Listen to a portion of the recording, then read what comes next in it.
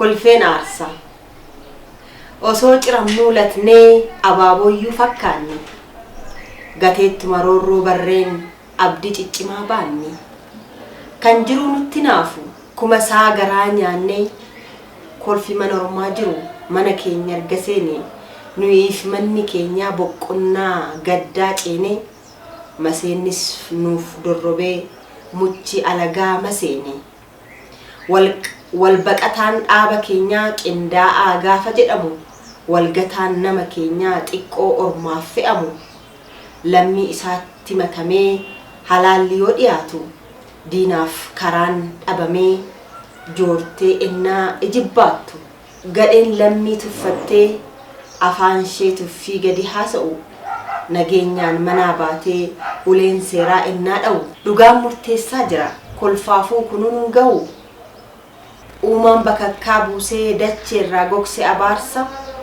abbaan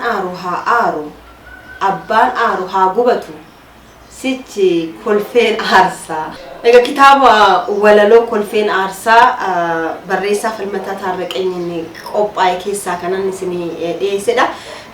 Gaa Sadaasa 7 bara 2012 giddugala aadaa Oromootti kitaabota 3 yeroo tokkotti kan eebbisiisu ta'a. Kana keessaa Cagadiin isa tokkodha. Kan ambiraammoo Fan of Dhawuu kan jedhu kitaaba kan biraati. Hundi keessanuu affeeramtanii jirtanii akka nurraan hafne isiniin jenna. Kitaabota kana sadeen gatii rakasaatiin gatii seensaa isinii taasisne kan isinii dhiyeessinu ta'a. Egaa namni dubbisu yeroo hundaa gaggeessaa ta'a. Kan dubbisu hundaa yeroo hunda namni dubbisu nama guutuu nama hanqina hin qabne jennee fudhachuu dandeenya. Dargaggoo Falmataa Taarraqeenyi waggaa isaa umrii 23 egaa kitaabota 5 ol barreessee jira. Gaafa Sadaasa 7 bara 2012 giddugala aadaa Oromoo handhuura Oromiyaa magaalaa Finfinneetti egaa kitaabota 3 eebbisiisuuf qophii hunda xumurreeti jirra. Kanaaf isin hunda waraqaa waamichaa kun isin haa ga'u jenna.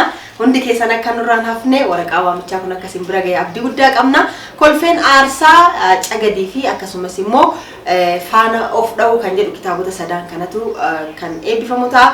Keessumoonni hundinuu iddoo garaagaraatti dhufan hedduutu jira. Keessumoonni kabajaa guyyaa sanatti dhufanis sarpiraayiziidha isinitti himnu. Hundi keessanuu affeeramtanii jirtanii hiriyoottan keessan yoo xiqqaate nama 5 fidaa kottas ni jenna waamicha irra deebiin. Bu'aa bayii hedduu keessa darbee waan anan isiniif qopheesse kottaa ilaala. Hundumti keessanuu affeeramtaniitu.